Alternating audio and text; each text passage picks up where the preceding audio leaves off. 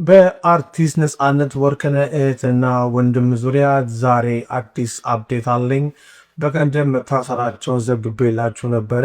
በዛሬው ዕለት ፍርድ ቤት ቀርቧል። ዛሬ ስላችሁ በእኛ አቆጣጠር ሰኞ ነው።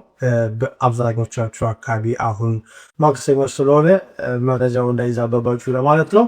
መሰረት ወርቅነህ እና ወንደሰን ወርቅነህ በስም ማጥፋት ወንጀል ተከሰው ፍርድ ቤት የቀረቡት በዛሬ ዕለት ፖሊስ የጠረጠረበትን ጉዳይ አስረድቶም የ14 ቀናት የምርመራ ጊዜ ጠይቆ ነበረም። ሆኖ ፍርድ ቤቱ የ3 ቀናት ብቻ ጊዜ ፈቅዷል። በዚህም መሰረት ሐምሌ 30 እንደሚቀርቡ ሰምተናል። የመሰረት ወርቅነህ እና የወንደሰን ወርቅነህ ከሳሾች የነፃነት ወርቅነህ ባለቤት ንጽሕት ደሳለኝና እንደዚሁም አርቲስት አስናቀ ንጉሴ ናቸው። በፖሊስ ባቀረበባቸው ክስም እነዚህ የነፃነት ወርቅነህ እና ወንድሞች ምንም አይነት ማረጃ ሆነ ማረጃ ሳይኖራቸው የግለሰቦችን ስም በሚዲያ በመውጣት ወንጅለዋል፣ ስም አጥፍተዋል በሚል ክስ ቀርቦባቸዋል። ፍርድ ቤቱ እንግዲህ የ3 ቀን ነው የሰጠው። ከ3 ቀን በኋላ የሚሆነውን ደግሞ ተከታትለን በእናንተ እናደርሳለን። በጣም አመሰግናለሁ። ዛሬ ይኸው አልሐምዱሊላህ አላህን ለመቀጣት አብቅቶናል። ለዚህ ቤተሰቦቼ፣ ወንድሞቼ፣ እህቶቼ፣ አክስቶቼ በተገኙበት አሁን ከማረሚያ ቤት መጥቼ መንሱርን ተመልከቱት። ታዋቂው ቲክቶከር ተጽዕኖ ፈጣሪው መንሱር ጀማል እንግዲህ ከእስር መለቀቁ ተሰምቷል። እንኳን ለቤት አበቃ እያላችሁ ኮመንት ላይ ጻፉ። በፊንቴክ ጉዳይ ተጠርጥሮ በእስር ላይ የነበረው ታዋቂው ቲክቶከር ተጽዕኖ ፈጣሪው መንሱር ጀማል ከተወሰነባቸው የ800 ሺህ ብር የዋስትና እንግዲህ ገንዘብ አርብ ዕለት በመክፈል እንግዲህ አሁን ከስራት መለቀቃቸው ነው የተሰማው።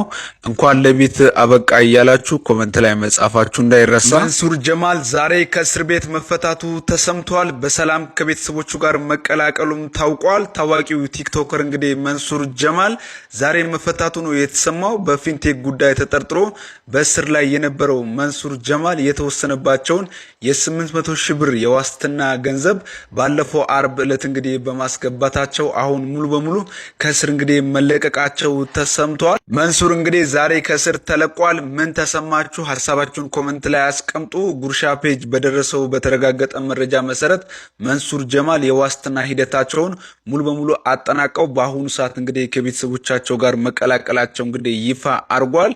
ይህንንም ማረጋገጡን እንግዲህ ጉርሻ ፔጅ አሳውቋል። ድምፃዊ አብዱ ኪያር ምንድን ያጋጠመው? ከሰሞኑ ማህበራዊ ሚዲያውን ያነጋገረ አንድ ቪዲዮ ተለቆ ነበረ።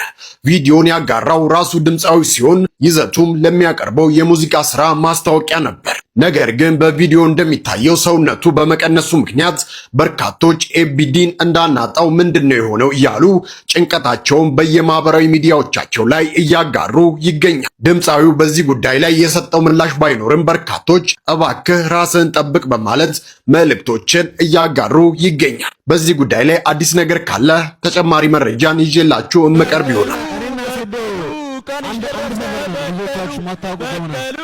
በቀሉ ቀንሽ ደረሰ በቀሉ በክዋ በቅዬ በቀሉ በቅዬ በቀሉ በቀሉ በቀሉ ቀንሽ ደረሰ በቀሉ በቀሉ በቀሉ ቀንሽ ደረሰ በቀሉ።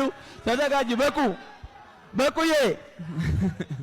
ምንድነው ይዘው የመጣው? ምንድነው እየበላል? ምንድነው የምትበለው?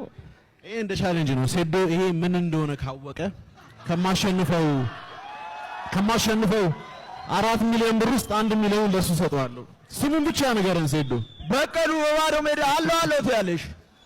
ዝም ብለሽ በባዶ ሜዳ ማለት ነው። እንግሊዘኛ ማውራት እውቀት ይመስላል። እንግሊዘኛ የሚያወሩ ሰዎች ባይዘ ክላስ ሲማሩ መጨረሻ የሚወጡ ሰዎች ናቸው። ይሄንን ወቅ እውቀት ያላቸው ሰዎች ናቸው ዓለምን የገነቡት።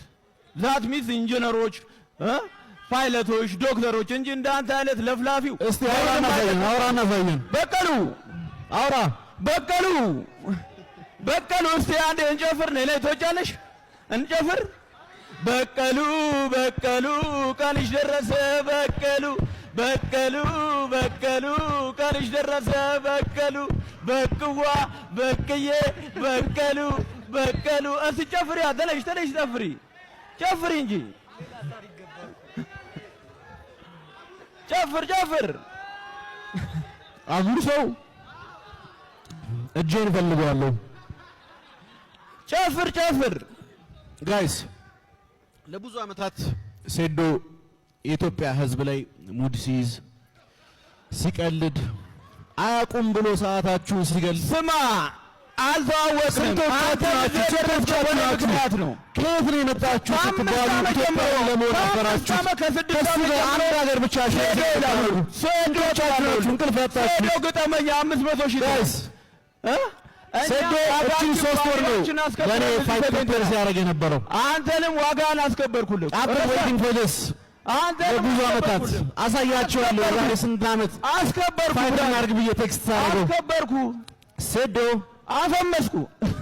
21 ሲመጣ ቋንጣ አረጋለሁ። ልንገርህ እግሬን እሰብረዋለሁ ማለት ነው። እጄን እሰብረዋለሁ። የሚጠላ ይሄንን ነው። መቼም አንድ አትሆንም። ከማርሻል አርት ዓለም ትወጣለህ። ኢትዮጵያ ሕዝብ ይጠላል። ይሄንን መቼም ሴዶ ከዚህ በኋላ ፋይት ሲያደርግ አታዩትም። ጋዜጣ አንብባ አትለፍልፍ። ቲክቶክ ቪዲዮ አይሰራም። ሙሉ ለሙሉ አቶል ሴዶ የሚለውን አቶል በቀሉ ይሄ የሶስት ወር አይደለም። ለብዙ ዓመታት አታገኝም። መቲኩለስሊ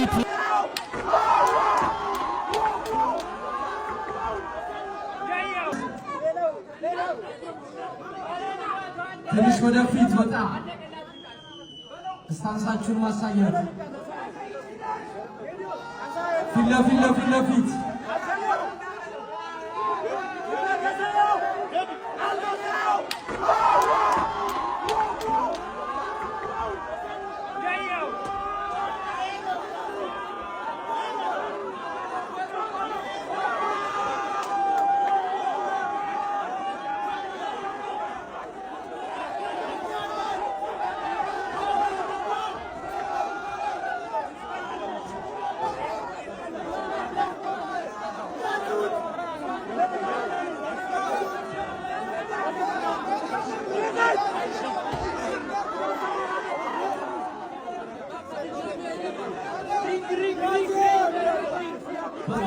ማርሻል አርት ንቃተ ህሊና እና ሮቤል